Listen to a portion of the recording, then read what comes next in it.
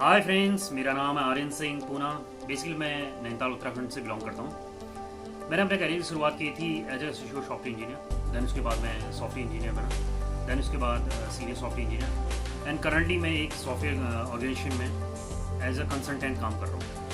तो फ्रेंड्स, मैं आपको वही आज कुछ अपने एक्सपीरियंसेस शेयर करना चाहता हूँ कि जब भी कोई आप ऑर्गेनाइजेशन ज्वाइन करने जाते हो, ना कि ओनली सॉफ्टवेयर इंडस्ट्री, किसी भी और इंडस्ट्री में, जैसे किसी भी जॉब्स के लिए जाते हो, तो आपकी वहाँ पर क्या शुरुआत होती है, एक इंटरव्यू की शुरू होती है। तो जो वो इंटरव्यू का प्रोसेस होता है, तो उसके बारे में आपको कुछ शेयर करना चाहूँगा।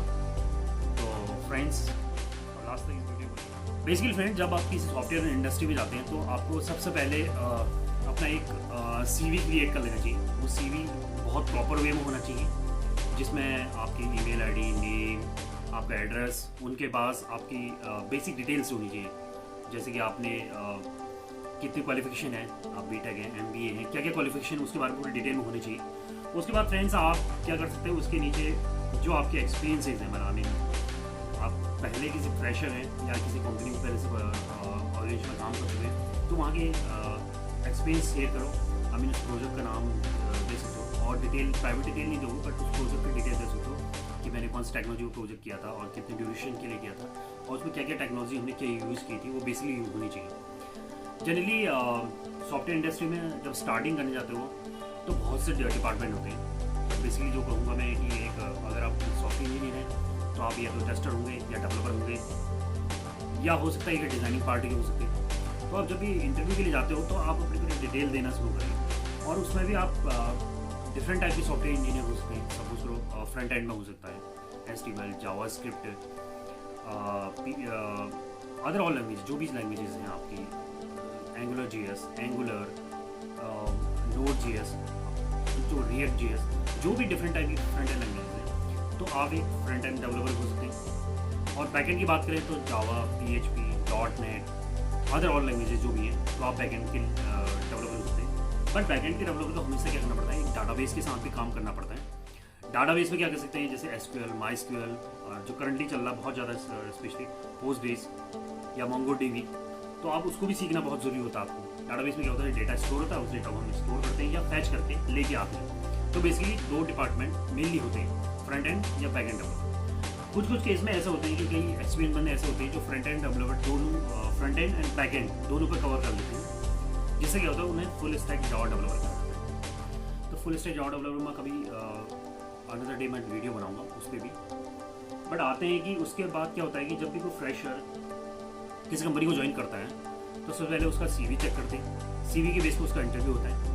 आजकल जनरली इंटरव्यूज़ क्या होते हैं कि पहला राउंड, फर्स्ट राउंड जो होता है वो टेलीफोनिक भी हो सकता है, मोस्टली वैसे ही होता है। दैन उसके बाद मे भी हो सकता है कि उसे ऑफिस बुला के या उसे पर्सनली लिया जाए फर्स्ट राउंड। तो फर्स्ट राउंड जो होता है एक आपकी टेक्निकली होता हो, बट वो बहुत डीपली नहीं जाता है। बट जब सेकेंड राउंड में जाते हो तब वो may be 40 minutes, half an hour, 1 hour का भी हो सकता है। तो आपको वो इंटरव्यू लिया जाता है। सेकेंड राउंड का बहुत स्पेशली टफ राउंड होता है। कई कंपनीज में होता है कि आपको थर्ड एंड फोर्थ राउंड भी लिया जाता है, जिसमें आपको रिटर्न लिखा जाता है। रिटर्न में वो आपको अपनी क्वेश्चन देते हैं। फोर्थ राउंड में क्या होता है, मशीन राउंड देते हैं। मशीन राउंड में क्या देते हैं कि कुछ टेक्निकल क्वेश्चन दे सकते हैं, जैसे कि जावा डेवलपर होगा, जावा पे कुछ बेसिक कंसेप्ट दे सकते हैं, ऊप्स के या कोर के या एडवांस जावा, स्प्रिंग या हाइब्रिड, कुछ भी क्वेश्चन दे सकते हैं, जैसे टेक्नोलॉजी आपने डिफाइन की होगी उसमें आपने CV में। या आप .NET के हो तो .NET से रिलेटेड 3, 4, 5 मशीन क्वेश्चन दे सकते हैं, उनको आपको रिजॉल्व करना होगा। उसके बेस पर आपको सिलेक्शन करते हैं। उसके बाद आपका क्या होता है कि मैनेजर से कनेक्टिविटी होती है। मैनेजर आप में देखता है कि आप में वो स्टेमिना है कि आप उस प्रॉब्लम को रिजॉल्व कर सकते हो। अगर आप उस प्रॉब्लम को रिजॉल्व कर सकते हो तो आपको सोचता है कि आप उसके कैपेबल हैं, तो ज़रूर आपको ज्वाइनिंग करवाता है। उसके बाद लास्ट में आता है फॉर्मेलिटी के लिए HR राउंड आता है। HR राउंड में आपके सारे डॉक्यूमेंट सबमिट होते हैं, हाई स्कूल, इंटर या BTech या अदर स्ट्रीम, जो भी स्ट्रीम से आप हो, उस स्ट्रीम के डॉक्यूमेंट्स को सबमिट करते हैं।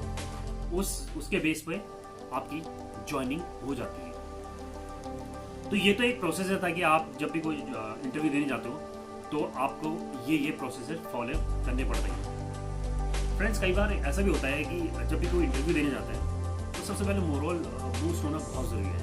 आपके अंदर अगर कॉन्फिडेंस नहीं है तो वो फ़ायदा नहीं है उस नॉलेज का। आपके पास अगर आईटी फील्ड में दूसरी चीज़ मैं कहूँगा कि आपकी बोलने की कैपेबिलिटी नहीं है। आप एक टीम के साथ बैठे, टीम के मेंबर बैठे, क्लाइंट से डिस्कशन करते हैं, आप प्रैक्टिकल चीज़ें डिस्कशन करते हैं। जब कोई चीज़ आती है, सपोज करो मैंने एक टास्क दिया, फिर उस टास्क को सॉल्व करने की प्रोसेस होता है, तो आप अगर उसमें कैपेबल नहीं है उसको एक्सप्लेन करने के, तो आप बहुत पीछे पिछड़ जाओगे। तो आपको दोनों वर्बल और एज ए रिटन भी बहुत बेस्ट होना चाहिए आपका। थर्ड चीज़ आता है कोडिंग आफ्टर ऑल उसके बाद ही आता है, क्योंकि आपको ऑर्गेनाइजेशन क्या करती है कि आपकी हेल्पिंग के लिए आपको एक ऊपर आपका बडी बनाती है, या आपका वो सीनियर होता है जो आपको बहुत कुछ सिखाता है, आपके फ्रंट में बैठ के, आपके सामने बैठ के आपको बहुत कुछ सिखाता है और आपको पीछे से वो चीज़ें मिलती हैं। तो सबसे बेसिक चीज़ ये कि कॉन्फिडेंस होना चाहिए। जब भी आप इंटरव्यू देने जाते हो तो मन में ये सोच के मत जाओ कि यार वो जो 100% लोग हैं उनमें से ये होता है कि 80% लोग तो ऐसे होते हैं जो बिना मतलब नॉलेज दिए या इन्फॉर्मेशन लिए इंटरव्यू देने चले जाते हैं। तो आप कभी ऐसा होता है कि भीड़ देख के आदमी पहले ही डर जाता है कि यार इंटरव्यू इतना टफ होगा या ऐसा होगा, सामने वाला इंटरव्यू इतना टफ होगा। It doesn't matter, it just concern your minds that you are capable and you absorb that type of situations. और दूसरा ये होता है कि कई बार हम क्या करते हैं कि जब हम रीडिंग करने बैठते हैं तो हम बहुत सी टॉपिक्स को पढ़ लेते हैं, बहुत ही फालतू की चीज़ों को भी पढ़ लेते हैं। तो आपको पता होना चाहिए कि आपका टारगेट क्या है और उसको अचीव कैसे करें। प्रैक्टिकल चीज़ में भी वो चीज़ अप्लाई होती है कि यार मैं ये चीज़ करूँगा तो वो किस लेवल पर आगे कंप्लीट होगा। सपोज मैंने एक टॉपिक लिया कुछ भी, अगर उसका बेस क्लियर नहीं है तो मैं उस पूरी बुक्स को भी पढ़ दूँ तो मुझे कोई फ़ायदा नहीं होगा। आपको बेस क्लियर होना चाहिए, आपका बेस क्लियर है, उसके बाद आप उसके कॉन्सेप्ट को पकड़ते हो, वो कॉन्सेप्ट क्लियर हो जाते हैं। ऐसे कोडिंग में भी होता है, जब आपको कॉन्सेप्ट क्लियर है तो फिर तो वो सिंटैक्स ही हो जाते हैं। अलग अलग लैंग्वेज में आपको कॉन्सेप्ट क्लियर है, लॉजिक क्लियर है, फिर उसके बाद कोई फर्क नहीं पड़ता। उसके बाद कोई भी लैंग्वेज आ जाए आपको उसके सिंटैक्स पकड़नी होता है, क्योंकि लॉजिक आपको आती है। आपको इफ एल्स लगाना आता है, आपको स्विच कंडीशन लगानी आती है, आपको इफ की कंडीशन लगानी आती है, और की कंडीशंस लगानी आती है। तो बेसिक चीज़ यही है, जब भी इंटरव्यू आपको इंटरव्यू लेगा तो आपका लॉजिक बहुत ज़्यादा चेक करेगा और बेसिकली उसके कॉन्सेप्ट चेक करने में जाए, क्योंकि कोई भी इंटरव्यू ऐसा नहीं होता वो भी पढ़ के आया होगा, क्योंकि वो भी अपडेट करके नहीं आया होगा, क्योंकि ये चीज़ पढ़ के आया होगा। तो अब ये चीज़ होता है कि आपका लॉजिक बहुत ज़्यादा क्लियर होना चाहिए किसी भी इंटरव्यू में। तो फ्रेंड्स, आज के टॉपिक मैंने यही बताया कि आपका CV बहुत अच्छा होना चाहिए, आपके कॉन्सेप्ट क्लियर होने चाहिए, आपके लॉजिक क्लियर होने चाहिए, और आपके वर्बल कम्युनिकेशन बहुत अच्छा होना चाहिए। कम्युनिकेशन भी ऐसा होना चाहिए कि आप सामने वाले को कन्विंस कर जाएं। तो फ्रेंड्स, जब भी आप किसी सॉफ्टवेयर इंडस्ट्री में या किसी भी और इंडस्ट्री में भी जाएं, आप किसी ऑर्गेनाइजेशन में किसी भी जॉब के लिए जा रहे हैं, तो आपके अंदर एक कॉन्फिडेंस होना चाहिए और उस चीज़ के बारे में इंफॉर्मेशन होनी चाहिए, प्लस उसके लॉजिक कॉन्सेप्ट के साथ साथ आपको स्पीड अप करना पड़ेगा। तो फ्रेंड्स, मैंने कुछ शेयर किए, कुछ चीज़ें शेयर की, अपने एक्सपीरियंसेस शेयर किए। हो सकता है कि इससे भी कुछ और हो सकता है। अगर आपको अच्छे लगे हों तो फ्रेंड्स मुझे कमेंट में नीचे पूछ सकते हैं कि क्या क्या चीज़ और हो सकती है, इन्हांस कर सकते हैं अपनी पर्सनैलिटी में। तो फ्रेंड्स, मिलते हैं फिर नेक्स्ट वीडियो में।